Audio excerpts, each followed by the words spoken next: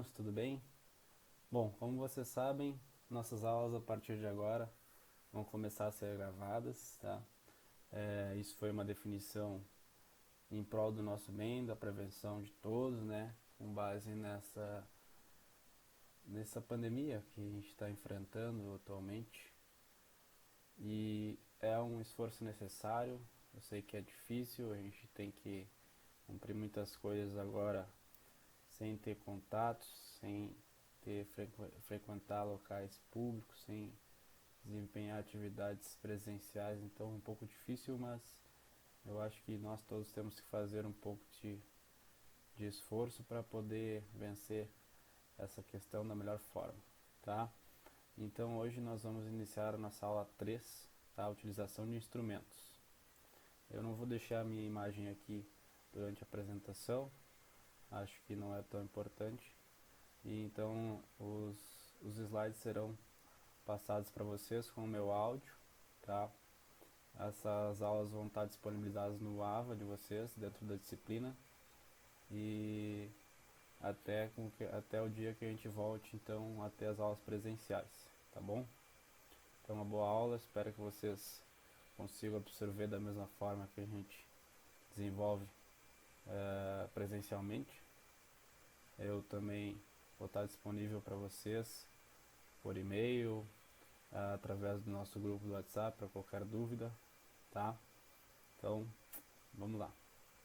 Então, continuando, é, vamos começar então, como a gente já está acostumado, né? Na aula anterior, nós já realizamos as atividades da sessão referente à aula que antecedeu aquele encontro. Então, hoje, da mesma forma, a gente vai realizar as atividades pós-aula, então, da aula anterior, que foi relacionada à nossa segunda aula, nessa aula anterior da sessão 1.2, tá? É, então, o que nós tratamos na aula anterior foi sobre a normatização do desenho técnico, né? Então, a gente vai pegar o nosso livro didático, que eu disponibilizei para vocês também no AVA, tá? Nesse livro didático, ao final de cada sessão, a gente tem umas questões lá que tem o título Faça Valer a Pena. Então, todo início de aula, a gente vai resolver e eu vou fazer o debate, né? Agora individual, que a gente não está tendo aula presencial, então eu vou, eu vou corrigir para vocês essas questões, vou comentar a resolução dessas questões, tá certo? Então, começando pela aula passada, pelo questionário da aula passada, né? Da sessão 1.2, abrindo aqui o nosso livro, tá? Então a gente vai ter aqui na página 33 a atividade Faça Valer a Pena, tá? A primeira questão, então, relacionada à normatização do desenho técnico, é a seguinte: avalie as afirmações a seguir. Afirmação 1. A ABNT é um órgão mundial de padronização dos desenhos técnicos. Afirmativa 2. O desenho projetivo é um desenho que permite análises técnicas. E afirmação 3. O desenho preliminar pode também ser chamado de desenho definitivo. Então, analisando aqui essas três afirmações, o que a gente verifica que é correto, tá, pessoal? Então, primeira afirmação: a ABNT é um órgão mundial de padronização dos desenhos técnicos, tá? Essa afirmação aqui, ela está errada, pessoal. Por que ela está errada? Porque a ABNT é a Associação Brasileira de Normas Técnicas, tá? Então ela não é um órgão mundial, ela é um órgão nacional de padronização de normas técnicas. Ela padroniza a normatização dos desenhos no Brasil, tá? Então essa questão aqui, essa afirmação está errada, tá? Afirmação 2. O desenho projetivo é um desenho que permite análises técnicas. Essa afirmação aqui é verdadeira, pessoal, tá? Como a gente conversou nas aulas anteriores, o desenho projetivo, ao contrário do desenho não projetivo, então ele é um desenho onde a gente tem todas as características técnicas, onde a gente vai poder executar esse projeto, esse desenho. Então a gente vai ter todas as informações necessárias para que o engenheiro faça a leitura correta desse projeto. Então o desenho projetivo ele tem sim informações técnicas, ele permite análises técnicas, tá? Então essa afirmação aqui está correta. Afirmação 3. O desenho preliminar pode também ser chamado de desenho definitivo. Então, pessoal, essa questão aqui está errada, essa afirmação, tá? Por quê? Porque o desenho preliminar ele não pode ser chamado de desenho definitivo porque ele ainda está em estudo, ele ainda está em análise, ainda estão sendo realizadas correções. Então, o desenho definitivo então não pode ser chamado de desenho preliminar, tá? Algumas exceções que o desenho preliminar não tem, mas nenhuma alteração a ser feita, aí sim, aí ele passa a ser chamado então de desenho definitivo, mas em geral o desenho preliminar então ele não é chamado de desenho definitivo, ele é uma fase anterior ao nosso desenho definitivo, tá? Então antes da gente definir o nosso desenho, a gente tem um estudo preliminar, o desenho preliminar, tá? Então ele antecede ao desenho definitivo. Então essa aqui também está errada, tá? Então nós temos apenas a afirmativa 2 correta, certo? Então entre as nossas opções, é correto afirmar que quais alternativas foram afirmativas corretas? Apenas a afirmativa 2, né? Então a nossa resposta é a letra B, tá? Então, questão 2, com relação à NBR 8402, que trata da caligrafia técnica, assinale a resposta incorreta. Tá? Letra A. Tem o objetivo de padronizar a forma de escrita dos desenhos. Letra B. Apresenta a execução de caracteres para escrita em desenhos técnicos. Letra C. Permite a possibilidade de múltiplas interpretações do desenho técnico. Letra D. Apresenta os detalhes no formato dos caracteres e da espessura das linhas. E letra E. Visa uniformizar a escrita para evitar prejuízos na clareza do desenho. Então, vamos lá, letra A. Em relação à caligrafia técnica, tá? Tem o objetivo de padronizar a forma de escrita dos desenhos técnicos, tá? Então essa afirmativa aqui está correta, pessoal, tá? Caligrafia técnica, NBR 8402, o objetivo dessa norma também é padronizar a forma de escrita dos desenhos técnicos, tá? Então essa aqui está correta, a gente tem que procurar a incorreta, tá? Letra B. Apresenta a execução de caracteres para escrita em desenhos técnicos. Essa aqui também está correta, pessoal. Ela tem, dentro das suas regulamentações, ela apresenta então essas recomendações para execução de caracteres na escrita de desenhos técnicos. Então essa aqui também está correta. Letra C. Permite a possibilidade de múltiplas interpretações no desenho técnico. Tá? Essa aqui a gente vai discordar. Por quê? Porque o desenho técnico ele não pode permitir as múltiplas interpretações, tá? A gente tem que desenvolver o desenho técnico, que ele fique de forma clara e que ele nos dê uma interpretação única para seja qual for a pessoa que esteja lendo esse projeto, esse desenho, tá? Então a interpretação do desenho ela tem que ser única, a gente não pode desenhar, elaborar um projeto e deixar com que ele fique de uma forma dúbia, tá? Onde a gente tenha mais de uma interpretação, tem que ter uma interpretação única. Então a letra C está incorreta, tá? Então a alternativa a marcar seria a letra C, tá? Em relação às outras aqui, apresenta os detalhes do formato de caracteres e da espessura de linhas, também está correto, tá? A norma vai nos trazer esses detalhes, essas recomendações de formato de caracteres e espessura de linhas. Em relação à letra E, visa uniformizar a escrita para evitar prejuízos na clareza do desenho. Também está correto, tá? Então a norma ela traz uma forma de uniformização da escrita, né? A gente tem regras para a escrita, onde a gente vai então, consequentemente, evitar esses prejuízos na clareza do desenho, tá? Então a questão errada é a letra C, tá?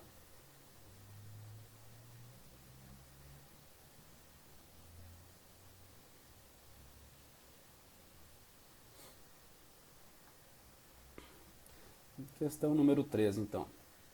Quanto ao grau de elaboração de um desenho técnico, é correto afirmar, tá?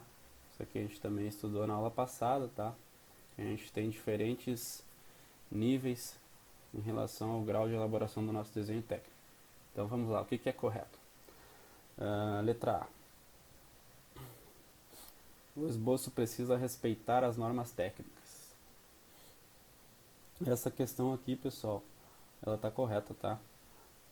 Apesar de ser um desenho preliminar, um desenho onde a gente vai estar desenvolvendo nossas ideias ainda, o esboço também ele tem que estar dentro das normas técnicas, tá? A gente tem algumas recomendações para a execução de esboço dentro das normas técnicas, tá? Então, afirmativa correta.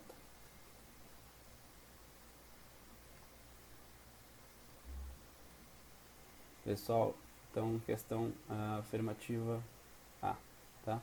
O esboço precisa respeitar as normas técnicas, tá? Nesse caso aqui, a gente não precisa necessariamente estar utilizando as normas técnicas, tá? O esboço, por ele ser um desenho preliminar, um estudo preliminar, onde está desenvolvendo ideias, onde está fazendo rascunhos, então ele não está dentro da normatização técnica. Então a gente tem um pouco de liberdade para fazer esse desenho aqui, esse grau de elaboração. Então o esboço ele não vai estar respeitando as normas técnicas, tá? Não necessariamente, tá? Então isso aqui é incorreto, tá? Em relação à questão B, então, pessoal, afirmação B, tá? O croquis é uma forma de esboço, tá? Essa questão aqui, pessoal, essa afirmação, ela está correta, tá? E vou explicar o porquê. Por que croquis é uma forma de esboço, tá? Croquis, apesar de ele ser ele estar num grau de elaboração mais avançado em relação ao esboço, tá? Então é um nível acima do esboço, enquanto ao seu grau de elaboração. Ele é uma forma assim de esboço porque ele é uma forma melhorada que a gente tem do esboço, tá? Ele é uma sequência do esboço, então ele é uma forma um pouco melhorada que a gente tem do esboço, onde a gente já desenvolve mais algumas proporções do desenho, mais algumas ideias, tá? Mas o croquis sim, ele é uma forma de esboço, tá? Ele é uma forma melhorada de esboço, tá? Certo? Então essa questão aqui, essa letra B, está correta. Letra C, o desenho definitivo precisa ser feito no computador. Não é necessariamente correto, pessoal, tá? A gente pode fazer o desenho definitivo através dos nossos instrumentos, utilizando as nossas mãos e os nossos instrumentos, tá? A gente pode fazer ele de forma manual, com a nossa folha de papel, na nossa mesa de desenho, com os nossos instrumentos. Então, ele não precisa ser feito no computador. Ele pode ser feito, mas ele não precisa ser feito, tá? Letra D. O esboço é um desenho inacabado com muitas informações. Pessoal, isso aqui também, tá? Não é correto, tá? Não é correto.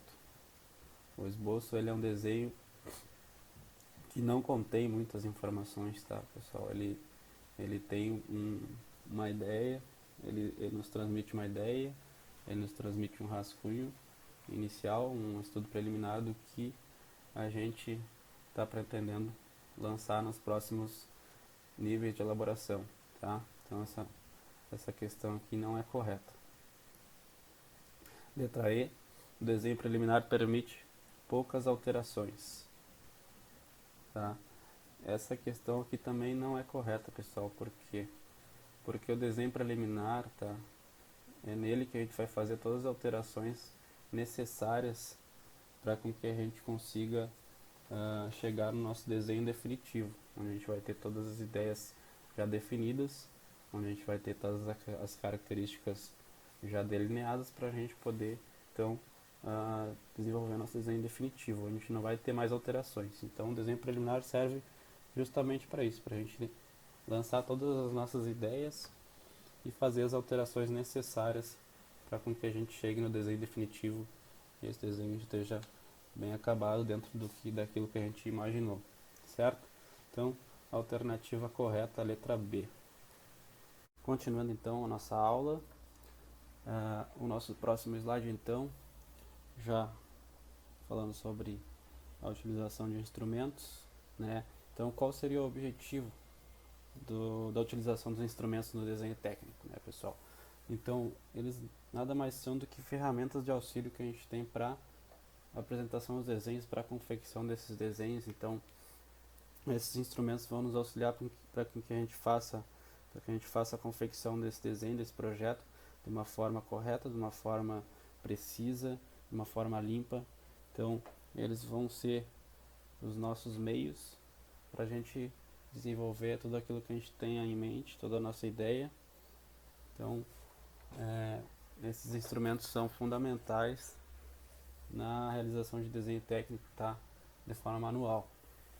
Então, quais são os instrumentos utilizados para o nosso desenho, né? Então, basicamente o papel, né, que é a nossa folha, onde a gente vai passar toda a nossa grafia, todo o nosso desenho vai estar nesse elemento, né?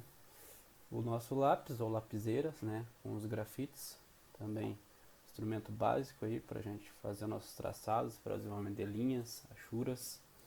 A nossa borracha, também elemento básico, onde a gente vai utilizar quando precisar alterar alguma coisa, remover algum desenho que não ficou corretamente feito. A nossa régua, tá? Uma régua preferencialmente com uma boa espessura, sem nenhuma falha, tá? Transparente de preferência também, tá? É importante que esses elementos que são formados por um plano, como réguas, esquadros, sejam feitos de material transparente, tá? Para a gente poder visualizar o nosso desenho atrás desse elemento, por mais que a gente esteja utilizando ele sobre a nossa superfície, tá? O nosso escalímetro, né? O escalímetro é o nosso instrumento utilizado para converter as nossas medidas reais para uma escala definida, tá? Onde nesse escalímetro a gente vai ter diferentes escalas, então ele serve para isso, é como se fosse uma régua de conversão, né, de medidas. O nosso par de esquadros, a gente vai utilizar dois esquadros, né, um par, que são esquadros que se complementam, tá? Mais para frente a gente vai falar sobre eles. Então cada um tem uma angulação e os dois juntos então eles se complementam.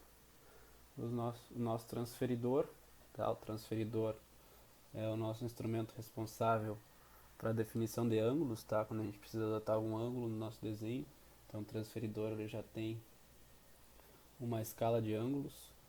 E o nosso compasso utilizado então para circunferências com um raio determinado, tá? De acordo com a abertura do nosso compasso, certo? Então, quais os instrumentos que eu solicitei para vocês comprarem, tá? Para a gente poder trabalhar as nossas aulas práticas, tá? A gente vai utilizar então a folha de papel A4, tá? De 180 gramas, que é uma folha com uma espessura maior em relação àquela nossa folha que a gente conhece, tá? Então, uma folha que a gente pode chamar de cartolina, digamos assim, tá? Uma folha com uma espessura maior, uma gramatura maior, 180 gramas. Fita adesiva, a fita adesiva preferencialmente aquela fita crepe, né? Que ela não tem muita adesão e não deixa marcas no papel, então essa fita a gente vai utilizar para fixar a nossa folha na mesa, tá? É importante que a gente fixe as 4 pontas da folha para que não haja movimentação dessa folha enquanto a gente desenha. O escalímetro então que eu solicitei para vocês é o escalímetro com as escalas de 1 para 20, 1 para 25, 1 para 50, 1 para 75, 1 para 100 e 1 para 125. Tá? O par de esquadros então que eu pedi para que vocês comprassem também é o esquadro de 45 graus e o esquadro de 60 graus. Tá? A lapiseira, né, com os grafites que eu pedi também, grafites 2B, HB e H. Tá? Então, dependendo da espessura da lapiseira que vocês compraram, se é 0,5 ou 0,7, vocês vão comprar o grafite de acordo com a espessura compatível para a lapiseira de vocês, tá? O compasso de preferência é um compasso metálico com uma regulagem central, tá? Que é mais preciso, e uma borracha branca macia, tá? Certo? Então esses são os materiais, esses instrumentos básicos que eu solicitei para vocês comprarem, para que a gente possa trabalhar as nossas aulas práticas mais à frente. Bom, então falando um pouco dos instrumentos, lapiseira e grafite, tá? Então do que depende o traçado de uma lapiseira, de um lápis, pessoal? Vai depender do grau do grafite, tá? Que ele vai variar de uma classificação que vai de uma característica dura até uma característica extremamente macia, tá? E a gente tem uma classificação para esses grafites, tá? Vai depender também o traçado do tipo e acabamento do papel, tá? Grau de aspereza. Então, quanto mais áspero for o nosso papel, mais duro então vai ser o nosso grafite, tá? Mais duro deve ser o grafite, né? Pra gente não marcar tanto esse papel. Então, se a gente tiver um papel com muita aspereza, a gente vai ter que utilizar um grafite um pouco mais duro para ele não marcar tanto o papel, tá? Se a gente tiver já um papel com menos aspereza, um papel mais liso, né? Então a gente teria que utilizar um grafite com uma maciez maior, né? Para que a gente conseguisse marcar mais papel. Então, outra questão que influencia o traçado, tá? A superfície de desenho também, tá? Quanto mais dura a superfície, então mais macio vai parecer o grafite, tá? Então, se a gente tiver uma superfície de desenho bem rígida, nosso grafite também vai marcar mais esse papel. E também a questão da umidade influencia então o tipo do traçado, tá? Então, quanto mais alta a umidade, maior a dureza do grafite também, tá?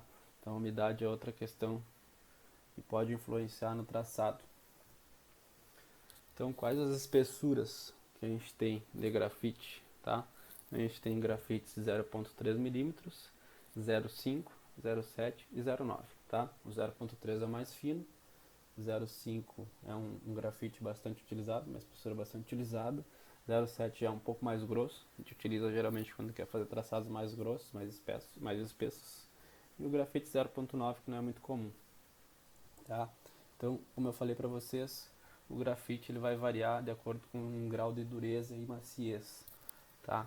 Então a gente tem uma classificação onde os grafites mais duros são classificados pela série H e os grafites mais macios são classificados pela série B, tá? E a gente também tem os grafites intermediários, que são os grafites HB, tá? Então a gente tem uma escala, tá? A escala ela vai do 9H até o 9B. Então, 9H seria um grafite mais duro, tá? Grafite mais duro, e o 9B seria o grafite mais macio, tá?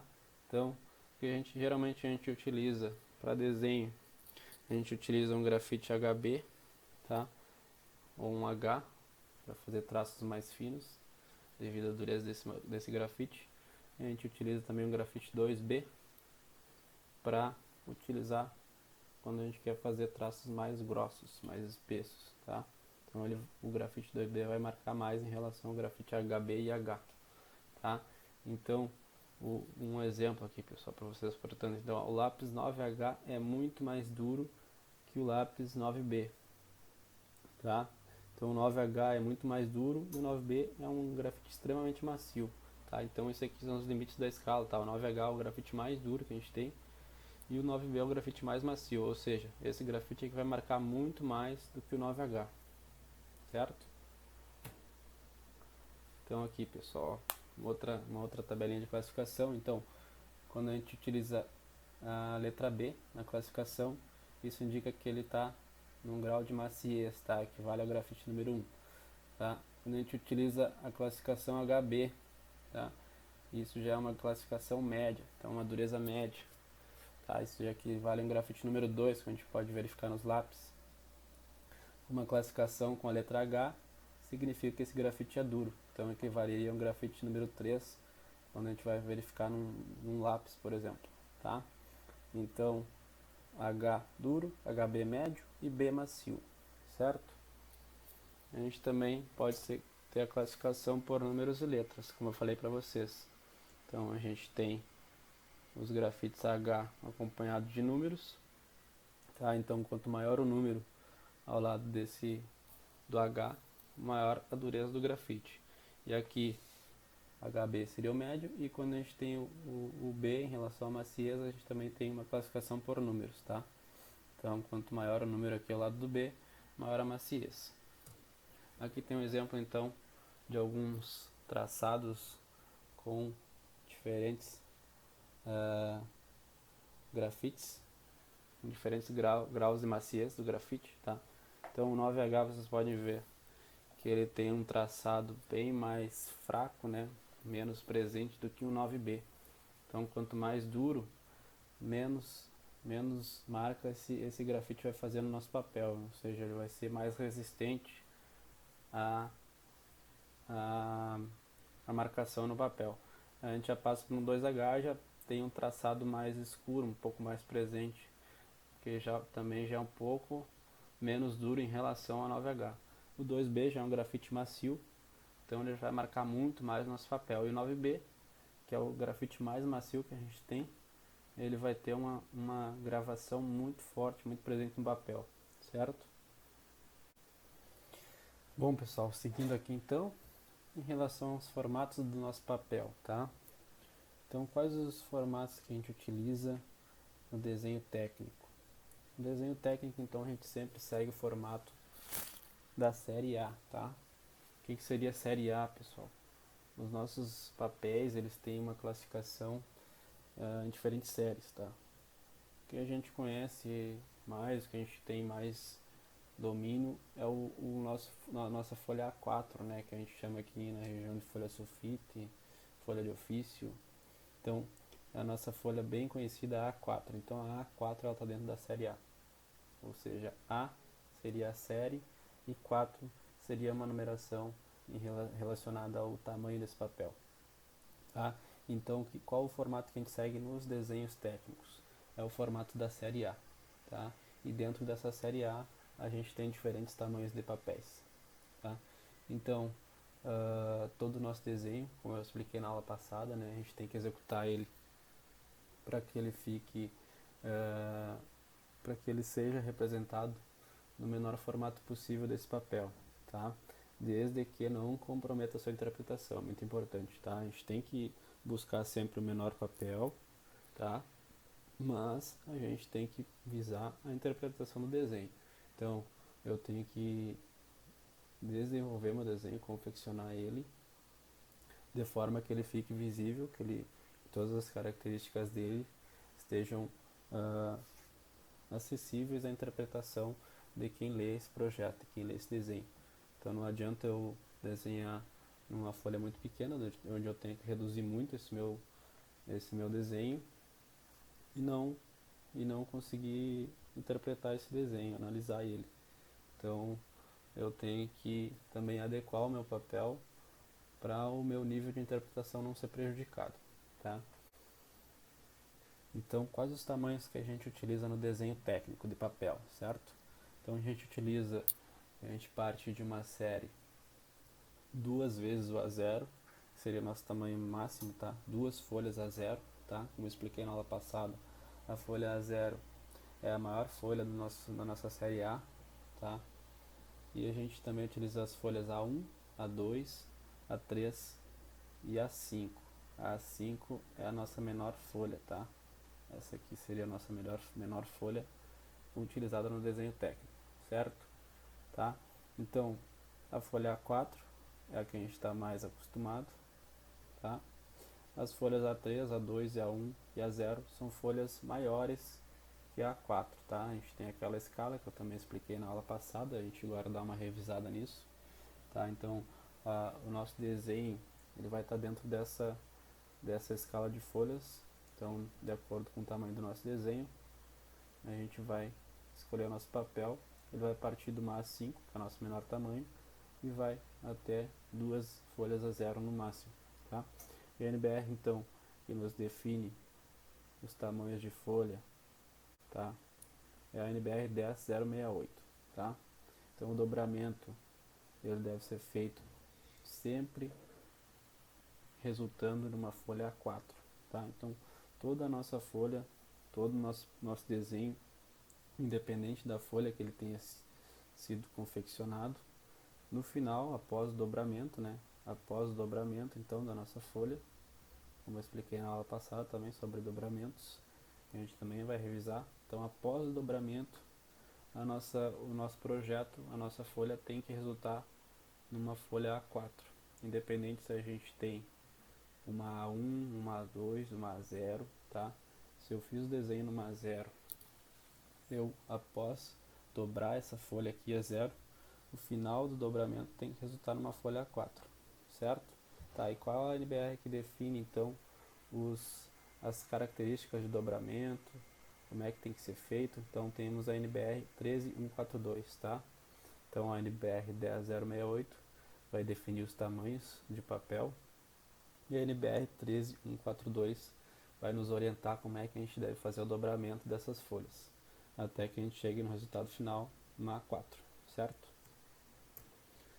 Então aqui, pessoal, ó, aqui a gente tem um layout, tá? Que mostra aqui as dimensões das diferentes folhas da série A que a gente tem, tá? E digamos aqui uma imagem de equivalência comparada à folha A0, tá? Então, se a gente pegar aqui, ó, toda essa dimensão aqui da folha corresponde a uma A0, tá? A A0 tem 841 milímetros de altura por 1189 milímetros de largura, tá? Tá aqui, marcada aqui nessa escala, certo? Então, seguido da A0, nós temos a A1, tá? A A1 é a metade do tamanho da A0, tá? Se a gente tem aqui a A0, vocês podem ver que a A1 ela compreende a metade da A0, certo? Então aqui nós temos a A1. Então a A1, por consequência, se a A0 tem 841 por 1189, a A1 vai ter 841 por a metade de 1189, tá? Então, A1 vai ter 841 por 594, certo? A metade de 1189. Compreenderam? Então, A0 é toda essa dimensão aqui, 1079 por 841. A A1 vai ser a mesma altura da A0, porém a metade da largura, 594, certo? Ok? A1 então 841 por 594, tá? Aqui está a nossa dimensão da A1, ok? E por consequência a A2 terá a metade da A1, tá? Então a A2 ela vai ter a mesma largura da A1, tá? Que é o 594, certo? Então a A2 vai ter 594 por 420, tá? Por que 420? Porque é a metade da altura da 1, tá? Então, se eu tenho 841 de altura na 1, eu vou ter 420,5, né? Mas aqui fica arredondado, 420, metade da altura da 1. Então a A2 é a metade da A1, tá? E a A3 vai ser a metade da A2, tá? Então se eu tenho 420 na A2 de largura, vou manter esse 420 para 1 e vou dividir aqui o 594, que é a largura da minha A2. Então eu vou ter o 420 pela metade da A2, que é 297, tá? Então 420 por 297 eu vou ter a minha A3, certo? E a minha A4 vai ser a metade da A3, tá? Então eu vou ter os 297 da A3 pela metade da altura da A3. Então 297 por 210, que é a metade dos 420. E a A5 também. A A5 vai ter a mesma altura da A4 pela metade da largura, 148, tá? 210 por 148, certo? Tá? Então, aqui eu deixei aqui pra gente recapitular essa parte que a gente já tinha trabalhado na aula passada. Eu tenho um videozinho aqui, tá? Que vai nos dar também um esclarecimento maior sobre esses tamanhos de folhas, tá? Então, o que a gente tem que sempre ter em mente, pessoal? Ó, se eu conheço o tamanho da A4, tá? Que é a folha mais conhecida aqui para nós, tá? A A4, 297 por 210. Eu sei que a A2, a A1 vai ter o dobro, a A2 vai ter o dobro da A1. Então, sabendo o tamanho da A4, tendo esse valor em mente, eu vou saber o tamanho de todas as outras dimensões da série A, tá? Basta eu multiplicar por 2 a altura ou largura quando eu quiser saber a folha superior e dividir por 2 quando eu quiser saber o tamanho da folha inferior, tá? Então, se eu souber de cabeça o tamanho da A4, eu vou saber o tamanho de todas as folhas da série A, pela lógica, certo? Então vamos ver aqui esse vídeo para a gente dar uma fixada. Quer aprender matemática? Inscreva-se e vem comigo! Você já parou para pensar de onde surgiram as medidas dos papéis que nós usamos no nosso dia a dia? O formato de papel mais comum que se usa por aí é esse tipo de papel aqui, que é o papel A4. Mas temos também papel A3, que é desse tamanho aqui, um desenho feito por mim. Temos também o papel A5, que é o tamanho desse bloquinho aqui. E também outros tamanhos, como A0, A1, A2, A3, A4, A5 e assim por diante. Esse tipo de papel da série A é o papel mais usado no mundo inteiro. Ele só não é usado, por exemplo, em países como os Estados Unidos. Sempre do contra. Lá nos Estados Unidos, eles usam um outro tipo de papel com outras proporções, que é o papel letter. Muita gente acha que o papel A4 tem esse formato aqui porque ele se assemelharia a um retângulo de ouro. Quando não, amiguinho, o papel A4 não é um retângulo de ouro, ele é um retângulo de prata. Isso mesmo, retângulo de prata. Que é um retângulo que tem outras proporções. Quando você divide o seu lado maior pelo seu lado menor, ele dá um número que é aproximadamente o valor da raiz quadrada de 2. Vamos pegar o exemplo do papel A4. O lado maior do papel A4 mede 297 milímetros, enquanto o lado menor do papel A4 mede 210 milímetros. Dividindo 297 por 210, encontramos 1,4142, pontinho, pontinho, pontinho. Acaba gerando uma dízima periódica. Obviamente, a raiz quadrada de 2 é um número irracional, portanto não forma uma dízima periódica. O resultado dessa conta é apenas uma aproximação para a raiz quadrada de 2, que já é suficiente. Aí vem uma pergunta, mas por que usar um retângulo com essas proporções que dá a raiz quadrada de 2?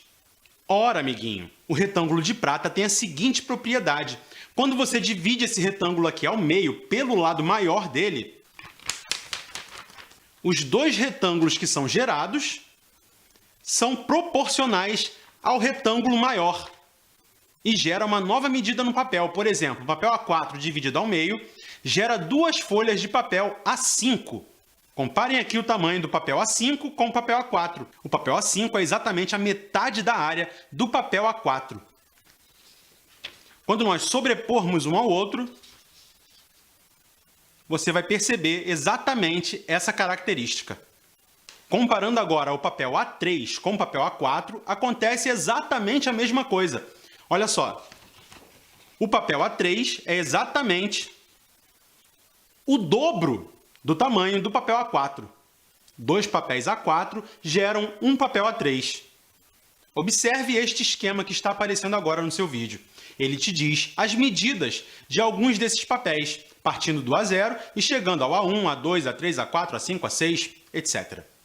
Essa proporção da raiz quadrada de 2 é muito importante, já que quando você vai fazer uma ampliação ou uma redução de tamanho, não se perde papel, já que as proporções se mantêm iguais. O papel A0 é o papel original, e ele é construído de tal forma que a sua área seja de 1 metro quadrado. E as medidas arredondadas do papel A0 são 1.189 milímetros de altura por 841 milímetros de largura. O valor da razão entre o lado maior e o lado menor gera um número aproximadamente igual à raiz quadrada de 2. E a partir do papel A0, quando nós começamos a dobrá-lo ao meio, obtemos o papel A1, e aí dividindo o papel A1 ao meio, obtemos o papel A2, o papel A2 dividido ao meio, obtemos o papel A3 e assim sucessivamente. Todos eles respeitando as mesmas proporções. Vamos agora comprovar esse fato. O papel A4 significa que o papel A0 sofreu 4 dobras. Quando nós dividimos o papel A4 ao meio dessa forma aqui, nós ficamos com 2 papéis A5. Ou seja, ao dividirmos o papel A0 consecutivamente ao meio 4 vezes, nós teremos 2 elevado a 4 números de folha de papel A4. Isso quer dizer que teremos 16 folhas. Para fazermos um papel A0 a partir do papel A4, vamos necessitar de 16 folhas de papel A4. Vamos fazer a experiência e fazer um papel A0 aqui no chão. Repare só o que eu vou fazer aqui. Vou montar um retângulo que é do tamanho do papel A0, só com papéis do tamanho A4, com 16 papéis A4.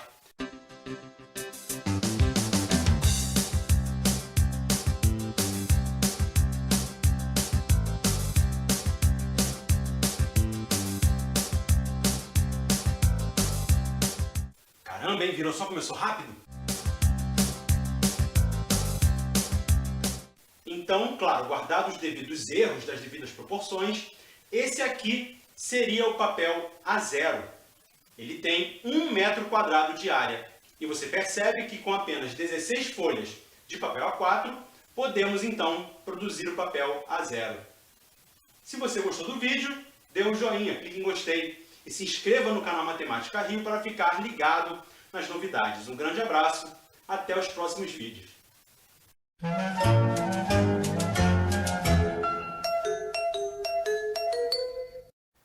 Certo, pessoal? Então a lógica é essa.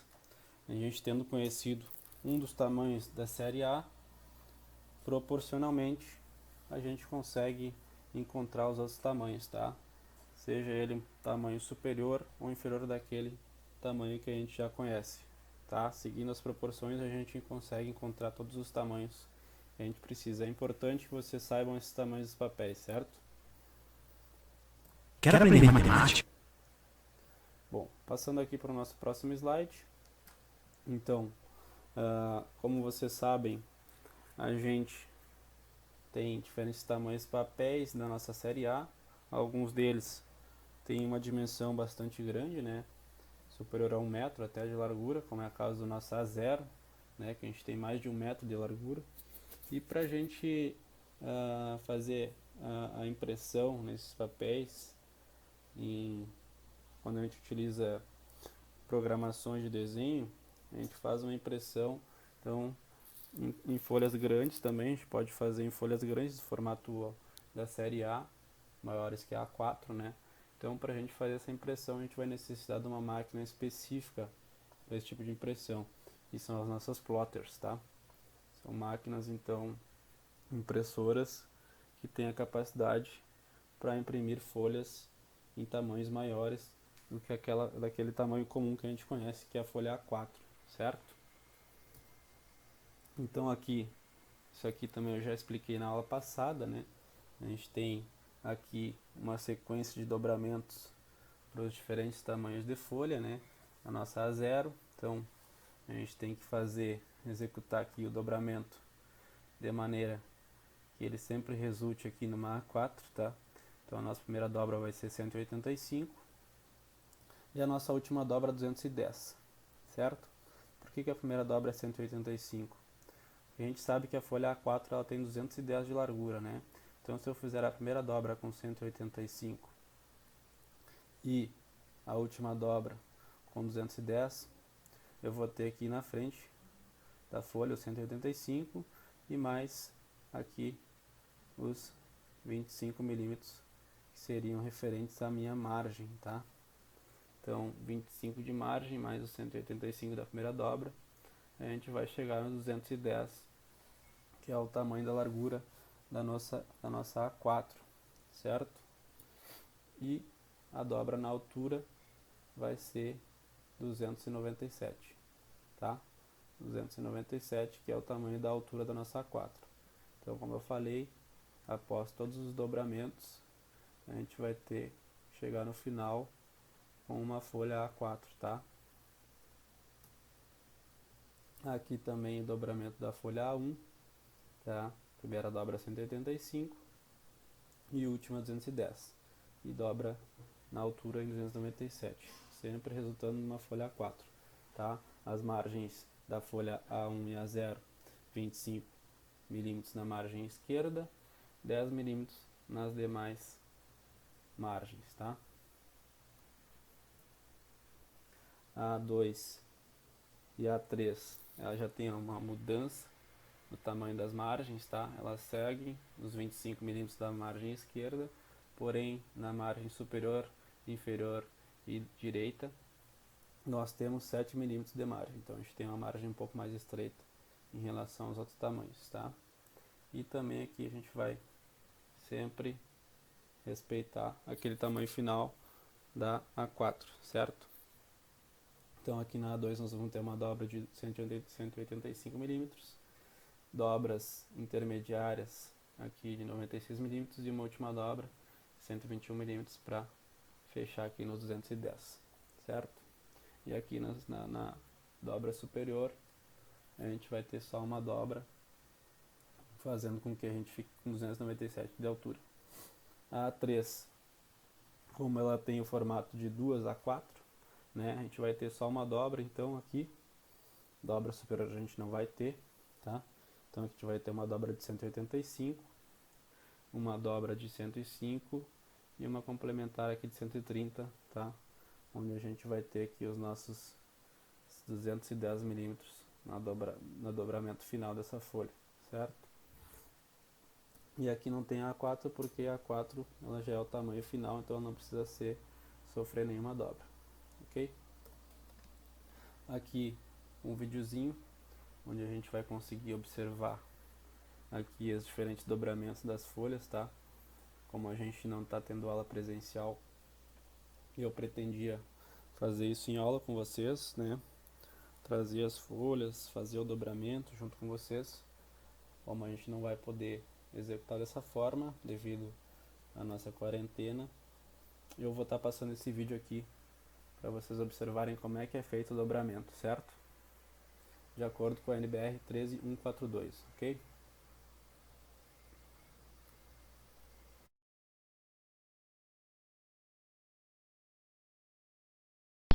Mostraremos para vocês hoje o trabalho de desenho técnico com o tema dobramento de cópias, onde a A0, A1 e A2, A3 ficaram no formato A4.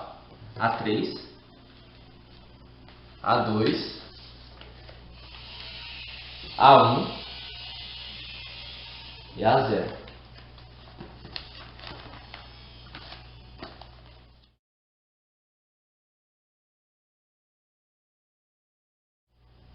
Olá, meu nome é Gabriel e hoje vou mostrar para vocês como fazer a dobragem de uma folha A3 para que ela fique no formato de uma A4. Uma folha A3 tem 420 mm de largura e 297 mm de comprimento. A gente precisa marcar a margem esquerda com 25 mm e as demais margens com 7 mm. Esse primeiro bloco ele tem 185 mm, o segundo tem 105 e o terceiro e último tem 130. Então a dobragem da folha 3 é bem simples, basta levantar essa parte fazendo uma dobra montanha e a segunda uma dobra vale, que ou seja, para baixo. E ela vai ficar assim. Na hora de arquivar, vai prender essa parte aqui, né? Vai fazer o furamento aqui e simplesmente vai abrir o projeto desse jeito. E depois, só fazer isso aqui novamente.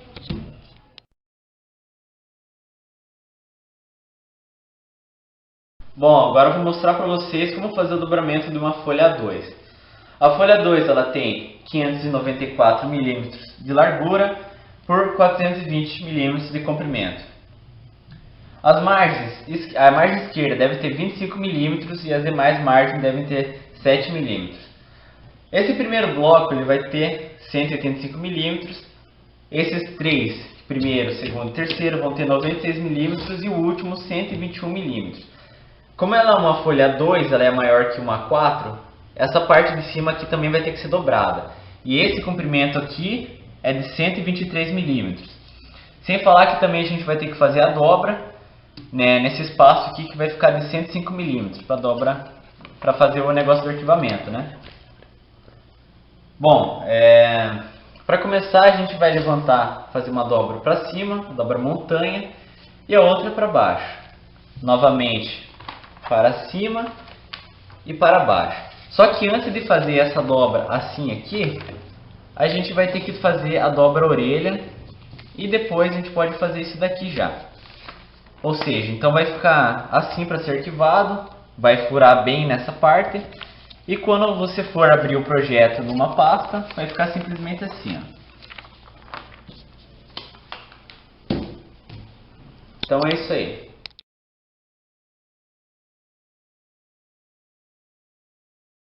Agora farei o dobramento de 1 a 1. Primeiramente, a 1 ela tem 841 mm de largura por 594 mm de comprimento. As margens devem ter a margem esquerda 25 mm e as demais margens 10 mm. Esse primeiro bloco ele precisa ter 185 mm, o segundo 185 mm, o terceiro e o quarto 130 mm e o último 210.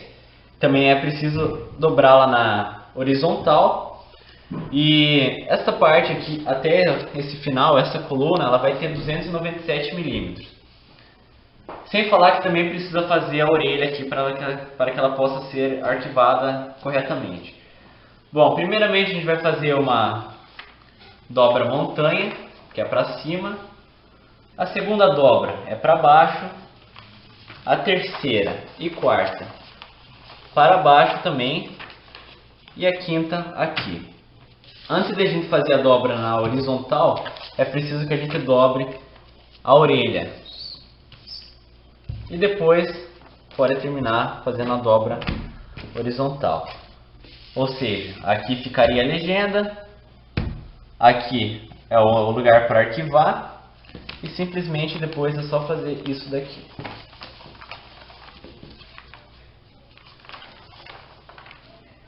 Para dobrar novamente, é simples.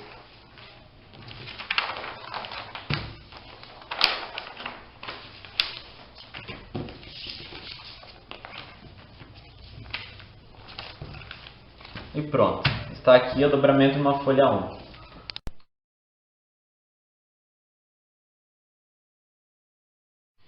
E por último mostrarei como fazer o dobramento de uma folha 0. Para começar, uma folha 0 ela tem de largura 1189 mm e de comprimento 841 mm. A margem esquerda deve ter 25 mm e as demais margens deve ter 10 mm. Bom, esse primeiro bloco aqui, ele tem 185 mm, o segundo também tem 185, o terceiro também e o quarto também. Esse daqui, ele tem 119,5 mm e esse daqui também, ou seja, esse aqui era para ser um bloco de 239 mm, só que daí foi dividido em dois. E por último a gente tem aqui 210 mm. A folha ela vai ter que ser dividida 3 vezes na horizontal, tá? Então aqui ficará, daqui a aqui ficará 297 mm, daqui a aqui também ficará 297 mm e por último 247 mm. Também é preciso fazer a marcação aqui da orelha, que é 105 mm. Bom, para começar a dobra, a gente deve fazer a dobragem para cima e outra para baixo. Novamente para cima e essas duas aqui para baixo, esta e esta. Ou seja, a gente vai virar aqui, dobrar assim e depois assim. Antes de fazer a dobra na horizontal, é preciso fazer também a dobra na orelha. Daí depois a gente faz isto e isto. Ou seja, vai ser furado a folha bem aqui. E a orelha não vai deixar que seja furado as outras partes também. Daí para abrir o processo, basta abrir a pasta, desenrolar a folha assim, depois aqui, e simplesmente puxar essa parte onde que está a legenda. Depois para dobrar novamente é simples, basta para cima, para baixo, para cima, para baixo, para baixo e para baixo. Dobrando a orelha, fazendo a dobra na horizontal, mais uma, e aí é assim como se dobra uma folha a zero. Certo, pessoal? Então acho que ficou claro a questão de dobramentos, né? Qualquer dúvida, vocês podem voltar a consultar esse material, certo? Então, dando sequência aqui, em relação então à nossa área de desenho, tá? A área de texto, a área de legenda no nosso papel, tá? Ele vai seguir então de acordo com a NBR 10582, tá? Onde a gente tem que ter então os espaços na nossa folha destinados ao desenho, destinados ao texto e destinados à legenda, certo?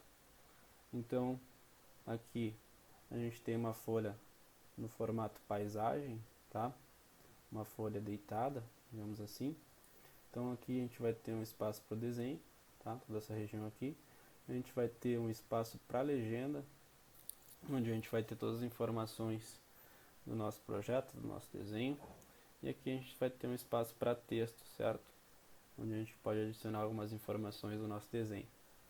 Tá? A gente também pode ter um outro layout que a gente pode utilizar. Desenho aqui nessa região superior, legenda no canto inferior direito e um espaço para texto aqui nessa região inferior também. Tá? Quando a gente tem a folha no formato de retrato, tá? Uma folha em pé, a gente vai ter a legenda aqui na parte inferior da folha e o espaço para desenho aqui na parte superior, certo? Aqui, pessoal, falando sobre legenda, então a nossa folha ela é composta, como eu falei anteriormente, pelo desenho, pelas informações de texto e pela legenda, tá? Então a nossa legenda, o que é a nossa legenda? Vai ser o espaço, então a gente vai colocar todas as informações necessárias sobre o nosso desenho, tá? Então o que contém geralmente numa legenda, tá? A gente vai ter aqui a designação da empresa, tá? Então a gente vai ter aqui um logotipo ou alguma coisa quando for relacionado a alguma empresa, tá? Aqui a descrição, tá? O nome do projetista, desenhista ou responsável técnico por esse desenho, por esse projeto, tá? Então a gente vai ter aqui um espaço para esse profissional, onde vai ter o nome dele aqui, provavelmente algumas informações do seu registro de profissional, no caso do engenheiro, tá? A gente vai ter aqui o nosso registro do CREA, certo? Com o nome, e depois aqui uma região para a assinatura do responsável. Nome e localização do projeto também é muito importante, tá? Então aqui vai ter o nome da obra, o nome do projeto, o nome do desenho e a localização, tá? Localização do projeto do desenho. Conteúdo do desenho, certo? Conteúdo também é importante, tá? O que tem dentro dessa minha folha? O que eu estou informando nesse meu desenho? Então aqui vai ter que ter o conteúdo desse desenho. Número do desenho ou da prancha, tá? Então seria aqui geralmente no canto direito inferior, a gente tem que informar o número da prancha, tá? Ou do desenho, tá? Porque a gente pode ter mais de uma folha para o mesmo projeto, para o mesmo desenho, certo?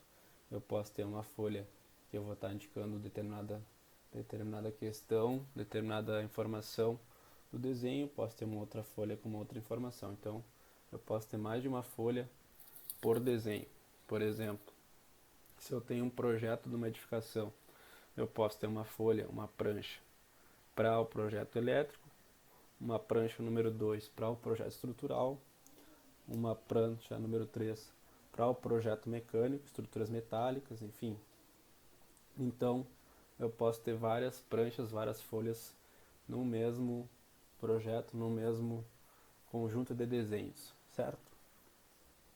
Designação da revisão, tá? Isso é importante também, que tem essa data de revisão aqui. Por quê? Porque às vezes muitos problemas ocorrem devido ao engenheiro, ao responsável pelo projeto, pelo desenho, estar munido de uma prancha, de uma folha atualizada, e a pessoa que está responsável pela execução desse serviço está com uma outra, às vezes desatualizada. Então é importante a menção dessa data aqui, dessa data de revisão do dia, para que o cliente, o executor e o projetista estejam com a mesma versão daquele desenho, certo? Para não haver nenhum erro, nenhuma inconformidade entre as partes, certo? Escala, tá? Conforme a NBR 8196, tá? Tem que estar mencionada na legenda, tá? Escala. A gente tem duas formas de mencionar a escala na legenda. A gente pode estar aqui mencionando que ela está indicada, tá? Ou informar a escala diretamente aqui, 1 para 50, 1 para 20, 1 para 100, certo? Se não tiver aqui mencionada a escala definida, se tiver assim, como diz aqui, escala indicada, isso significa que em cada região do desenho, que em cada desenho na minha folha, ele vai estar com a informação de qual escala ele foi desenhado, certo? Se eu tiver aqui informando a escala já 1 para 100, por exemplo, significa que todo o desenho daquela folha vai estar na escala 1 para 100. Se tiver indicada, eu posso ter mais uma escala dentro da mesma folha, certo? Unidade utilizada no desenho, tá? Então a gente pode informar a unidade, tá? Se eu estou trabalhando com metros, centímetros, milímetros. Se eu não tiver informação no meu desenho, ao lado das medidas de unidade, eu tenho que informar na legenda, certo? Então a borracha, pessoal, tá? Borracha, equipamento, instrumento simples, básico, certo? Então, de preferência, utiliza-se uma borracha branca e macia, tá? Branca para não manchar o nosso papel, tá? Compatível com o que está sendo realizado, tá? De modo que essa borracha não danifique então a superfície do nosso desenho, do nosso papel, tá? Então é importante que ela seja macia, de preferência branca, certo? Régua e escalímetro, tá? Para que são utilizados então as réguas e os escalímetros, tá? Então são elementos que a gente utiliza para traçar então elementos de reta, tá? Para a gente medir também algumas distâncias, tá? Elas também nos facilitam para traçados perpendiculares, para nos guiarmos no desenho, certo? Então essas réguas e os escalímetros são importantes para isso, e os escalímetros particularmente, né, eles já vêm com uma definição de escala, tá? Como o nome já diz, escalímetro, ele tem uma dimensão aqui de acordo com o eixo de utilização desse escalímetro. A gente vai ter um nível de escala, tá? A gente pode ter diferentes níveis de escala no escalímetro, tá? E esse escalímetro a gente pode encontrar ele com diferentes escalas. A gente tem escalímetros com aquelas escalas que eu informei para vocês, para a gente adquirir e trabalhar nas aulas práticas, que são escalas de 1 para 20, 1 para 50, 1 para 100. E a gente pode ter escalímetros também com escalas um pouco menores, escalímetros com escalas 1 para 5, 1 para 10, tá? Onde a gente tem uma redução um pouco menor. E a gente também pode ter escalímetros de ampliação, tá? Onde a gente vai ampliar o nosso desenho, a gente vai pegar uma dimensão real e vai ampliar ele no papel, tá? Quando a gente tem peças, elementos muito pequenos, a gente precisa ampliar, tá? Mas geralmente a gente utiliza escalímetros para redução, tá? Então a gente tem marcas nesse escalímetro onde eles vão nos definir, tá, a dimensão correspondente à real, certo? Então tantas unidades aqui vai corresponder a tantas unidades na dimensão real do objeto que eu estou representando. Então a gente pode ter escalas de redução ou de ampliação. Aqui tem uma imagem de um escalímetro, tá? Então ele tem esse formato aqui de um tridente, né? Um formato triangular, tá? Em cada região aqui, em cada face, eu vou ter um grau de escala, certo? Então a gente vai trabalhando ele conforme a escala que a gente pretende utilizar. A gente vai girando esse eixo aqui e coloca na escala pretendida que a gente quer trabalhar. O par de esquadros, pessoal. O que é o par de esquadros que eu falei para vocês, tá? É um instrumento então que a gente utiliza para nossa grafia, para utilização de linhas verticais, horizontais e inclinadas, tá? Então, por que eu pedi para vocês comprarem um esquadro 45 e um de 60, tá? Porque esses esquadros, quando unidos, a gente consegue deslizar um sobre o outro e desenvolver linhas com traçados perpendiculares ou paralelos àquilo que a gente está trabalhando. Então é uma forma fácil de trabalhar, tá? A gente vai trabalhar bastante com esses quadros, tá? E depois que vocês têm a prática de trabalhar, fica fácil, tá? Aqui tem um videozinho. Vou colocar aqui para vocês.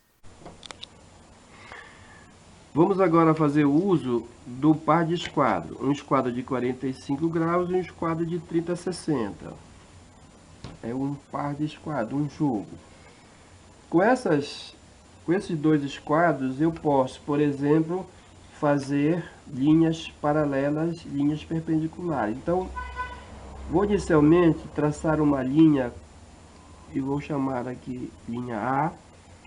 E através dela, com o jogo do esquadro, eu vou traçar linhas paralelas a esta e perpendiculares, a uma distância qualquer. Então, o que eu faço? Primeiro, eu faço com que a linha fique coincidente com esta hipotenusa do meu esquadro. Depois que tiver coincidente, você apoia com o outro esquadro. E aí, o que você vai fazer? Você segura esse esquadro aqui e vai movimentar somente este. Observe que esta face do esquadro estará correndo paralelo a esta linha A que nós já traçamos. Então, se eu fizer linhas desta forma, você tem linhas paralelas à linha base A. Bom, se você quiser agora fazer perpendiculares, você faz assim. Novamente, volta a coincidir o seu esquadro com a linha base, apoia com o esquadro, e agora você não vai só fazer esse movimento aqui, você vai fazer esta rotação. Como esse ângulo aqui é de 90 graus, se você rodar assim, esta linha, esta face do esquadro estará rodando 90 graus. Então, as linhas que eu fizer desta forma estarão formando 90 graus com a linha base. Então, vemos que para fazer paralelas você anda nesse movimento e para fazer perpendiculares você usa assim. E se você quiser fazer 45 graus, você já faz isso aqui, ó. Você já usa esta face. Então, para traçar paralelas, para traçar perpendiculares em relação a esta linha base. E para fazer a 45 graus, você faz o uso desse cateto do esquadro. Ok? Isso que eu fiz para esta direção é a mesma coisa se você fizer para outra direção. Você só vai se posicionar agora de acordo com o seu interesse. Vamos fazer lá. Agora eu vou chamar de linha B.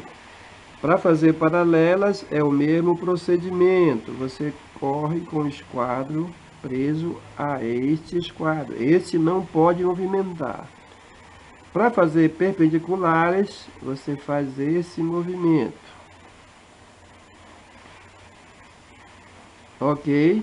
Então, paralelas a AB, perpendiculares a B. E se você quiser fazer 45 graus, vai ser este lado aqui, ó. Este lado do esquadro que você usa para fazer os ângulos a 45 graus. Então, este ângulo de 45 graus você consegue quando você pega o esquadro desta posição, gira 90 graus, mas só usa esta direção. Por aqui você faz 90, esse ângulo aqui é de 90 graus. Mas se você fizer assim, você tem ângulo de 45. Então, com o tempo, com o uso, vocês façam para outra posição, para outra posição. Ok? Então, esse é o básico para você utilizar. Sempre pega esse como a referência e o outro como a base. Ok. Certo, pessoal? Então acho que ficou bem claro, né? Como é que a gente utiliza esses esquadros. Então, como vocês viram, os esquadros eles se complementam. E é muito fácil trabalhar depois que a gente tem a prática, né? Deslizando um sobre o outro para criar linhas perpendiculares, linhas paralelas, linhas a 45 graus, certo? Então, é um instrumento muito bom de trabalhar e que nos facilita muito. O transferidor. Bom, transferidor é o nosso instrumento utilizado então para a gente lançar alguns ângulos ao nosso desenho, tá? Ele nos dá aqui uma escala de ângulos, tá? Em relação à sua base, tá? Então, em relação à base, se eu tiver uma linha base aqui no ângulo 0 e eu fizer uma linha aqui da base até esse ponto, eu vou ter uma linha com inclinação de 30 graus, certo? Aqui 90 graus, né, no centro do transferidor, e até os 180 graus. A gente pode ter o transferidor de meia volta, que é até os 180 graus, e o transferidor de volta completa, que é um transferidor com 360 graus, certo? Tem mais um videozinho aqui para vocês, já que a gente está à distância, né? A gente vai trabalhar bastante com vídeos, visando uma maior didática, já que eu não consigo mostrar muita coisa para vocês presencialmente. Então eu vou mostrar esse videozinho aqui.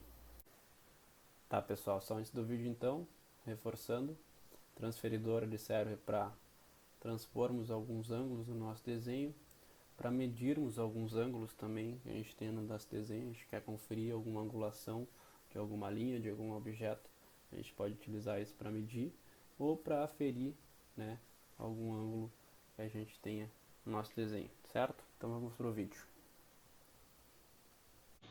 Como a gente faz para medir os ângulos? Nós utilizamos o transferidor.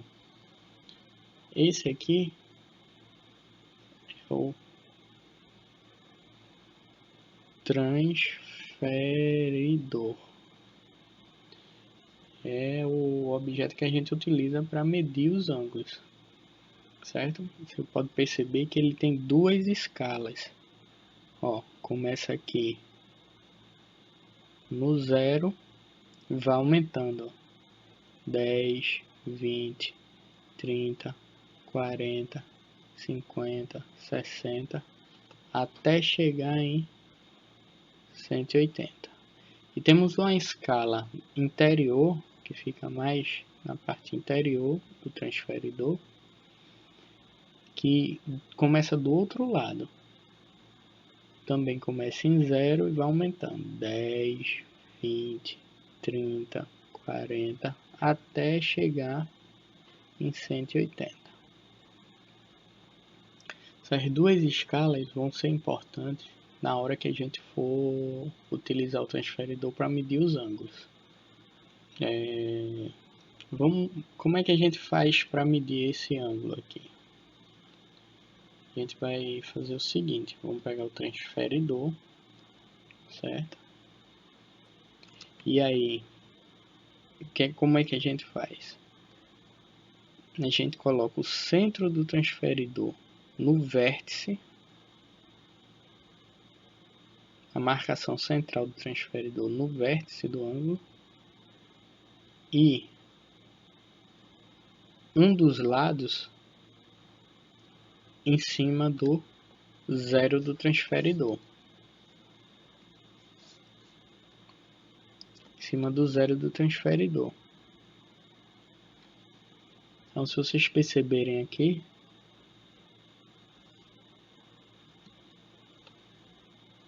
aqui é o zero. E qual vai ser a medida desse meu ângulo? É só acompanhar aqui a escala. Ó, nesse caso a gente vai acompanhar a escala interna. Então, 0, 10, 20, 30, 40. O que é que eu posso dizer? Que esse meu ângulo ele tem 40 graus.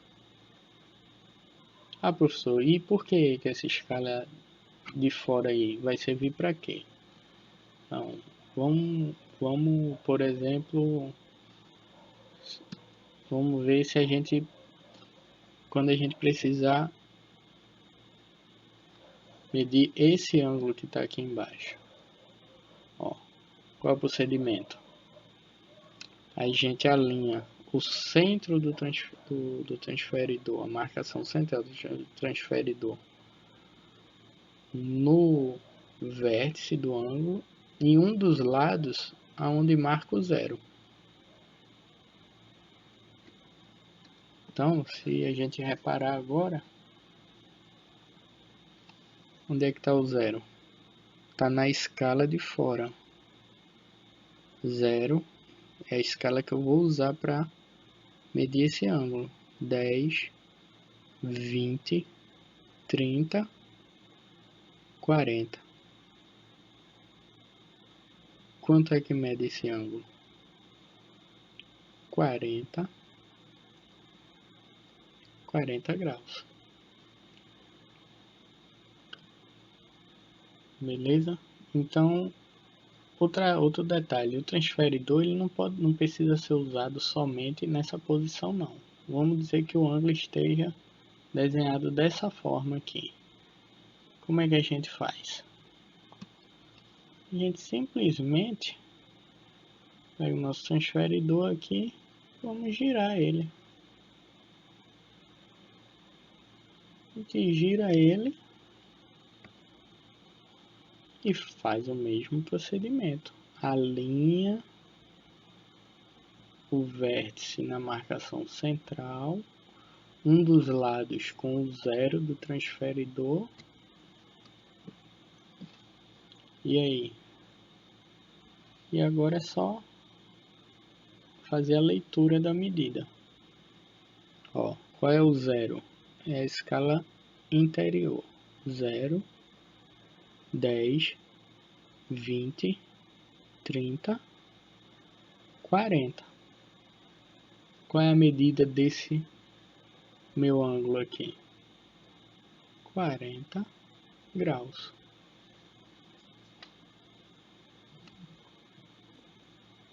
Então, dessa maneira, a gente faz o uso do nosso transferidor. Continuando então, pessoal, passando ao próximo slide, nós temos o nosso compasso, tá? O que é o nosso compasso? O compasso é o nosso instrumento, então, utilizando para nós traçarmos as nossas circunferências, tá? Circunferências de qualquer raio ou arco, tá? Então, a gente pode utilizar ele para circunferências e também a gente pode utilizar ele na transposição de medidas, tá? Ele serve como um instrumento também de transposição, onde a gente utiliza algumas referências, algumas regrinhas, tá? Alguns macetes, onde a gente faz uma transposição de medidas, de ângulos, certo? Então, qual o compasso mais recomendado? Que eu aconselho, compasso de metal, tá? De preferência com regulagem central, que eles têm uma regulagem central, onde a gente consegue fixar o raio que a gente vai trabalhar, certo? Então, quando a gente abre esse compasso, a gente tem dois pontos, tá? A gente tem o nosso ponto de referência, que a gente chama de ponta seca, e a nossa ponta com grafite, que é onde a gente vai marcar a nossa circunferência. Então, a abertura desse ponto seco, tá? A abertura da ponta seca até o ponto de marcação, que é o nosso grafite, vai ser o nosso raio, tá? O tamanho do nosso raio, o raio da circunferência, certo? Então, ou seja, se eu tenho um raio dessa ponta seca até a ponta de grafite, até a ponta de traçado, o diâmetro da minha circunferência vai ser 2 vezes essa abertura, certo? Então, no momento que eu tiver essa abertura, eu vou ter um raio, e no momento que eu trabalhar com esse compasso, fechar a circunferência completa, ela vai ter 2 vezes esse raio, certo? Mesa de desenho e prancheta, pessoal. Então, como vocês já viram nas nossas aulas que a gente teve no laboratório de desenho, nós temos a nossa mesa, tá? Essa aqui é uma mesa, tá, profissional de desenho, assim como a gente tem na nossa universidade, tá? Então, ela é composta pelos seus pés, tá? Aqui uma regulagem de inclinação dessa mesa, tá? A gente pode deixar ela mais ou menos inclinada em relação ao nosso ponto aqui de desenho, tá? Aqui então vai ser a região onde a gente vai afixar a nossa folha, tá? Nós temos uma régua paralela aqui. Essa régua, ela tem uma possibilidade de movimentação aqui nesse trilho, tá? Então ela não é fixa, ela pode ser fixada em determinado ponto, mas ela é livre para correr nesse trilho aqui de acordo com a altura que eu pretendo trabalhar, tá? Então nós temos essa régua vai nos auxiliar para quando nós estivermos trabalhando com os nossos esquadros, com as nossas réguas, tá? Então a gente colocando os esquadros sobre a mesa e com essa régua aqui já posicionada, de preferência de forma perpendicular à posição da folha que a gente vai fixar aqui, isso vai nos facilitar para trabalhar então com os nossos esquadros, com os nossos elementos de desenho, certo? Tá? A gente também tem algumas mesas que são portáteis, tá? A gente tem mesas da Tridente, essa aqui é uma marca bem famosa de desenho, que são portáteis, então digamos uma maleta que se transforma numa mesa de desenho, certo? Pessoal, então para encerrar a nossa aula de hoje, eu trouxe aqui uma curiosidade, que é a borracha elétrica, tá? Nada mais é do que uma borracha com um motor, onde esse motor gera uma vibração na ponta dessa borracha, e essa vibração facilita então a remoção do grafite no papel, tá? Então eu vou passar esse videozinho aqui para vocês como curiosidade, para a gente encerrar essa aula. Olá pessoal do canal do YouTube, hoje nós vamos falar da borracha elétrica, marca Sinoart, né? Recém-chegada ao Brasil. Essa borracha elétrica ela se utiliza de 2 pilhas modelo AAA, que você encontra em qualquer lugar, né? Para comprar. Muito fácil de usar.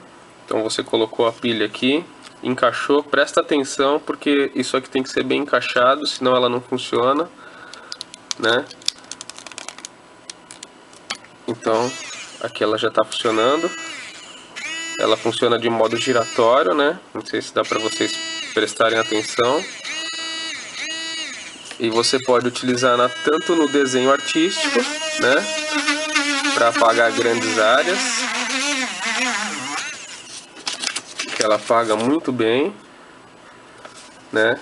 Como também para fazer pontos de luz em um determinado desenho. Então, quer dizer, você pode apagar e fazendo aqueles pontos de luz. E na parte técnica também você pode se utilizar porque ela tem uma precisão, né? Para você poder apagar pequenos detalhes na parte técnica ou em algum projeto, né? Você pode, por exemplo, apagar uma linha aqui no meio, né? Paralela, com muita facilidade. E também ela tem um negócio bem legal, que é uma luz de LED, né, que você pode utilizar também aí no seu dia a dia para facilitar a sua vida aí e dar uma melhorada legal nos seus trabalhos. E é isso aí, pessoal. Se você gostou do vídeo, clica gostei, né? Positivo. Se inscreva no nosso canal que em breve teremos mais novidades. Vamos deixar o vídeo, o link, né, do vídeo para você poder saber onde você vai comprar essa caneta aqui no Brasil. E é isso aí. Muito obrigado. Certo, pessoal? Espero que tenham absorvido a aula de hoje, tá? Eu busquei, diante dessa nossa situação, de não termos aulas presenciais, né? Fazer com que as aulas tenham alguma didática ainda, trazendo alguns vídeos, algumas exibições para vocês, tá? Também estou aberto a algumas críticas, sugestões, tá? Podem sugerir, podem criticar, que tudo vem para melhorar, tá? A aula de vocês. Infelizmente a gente tem que seguir esse protocolo, né? Que é necessário e é um esforço que a gente tem que fazer agora para depois não sofrer as consequências no futuro, tá? Eu fico à disposição, então, esse é o meu e-mail que vocês estão vendo na tela, tá? E-mail institucional, vocês podem mandar qualquer questão por lá, tá? Algumas coisas também posso estar respondendo no grupo da nossa turma, tá? E fiquem sempre atentos ao AVA, às atividades que eu lançar por lá, as aulas também que vão estar sendo postadas lá, tá? Eu já recebi os trabalhos da aula passada por e-mail, já estou corrigindo eles, já vou lançar a nota essa semana, tá? Então fiquem atentos a isso aí, que é importante, tá? Nessa nossa disciplina, como ela é uma disciplina AMP, aula modelo professor, a gente vai ter muito mais pontuação em trabalhos e práticas do que nas demais disciplinas, tá? Então fiquem atentos às atividades, façam as atividades. Não esqueçam de fazer o desafio nota máxima, tá? Ele tem prazo também para encerrar. Esse desafio, além de ser uma plataforma que agrega bastante conhecimento para vocês, ele vai pontuar em todas as disciplinas de vocês, certo? Então é isso. Muito obrigado, espero que tenham gostado. Um abraço e uma boa semana para todos.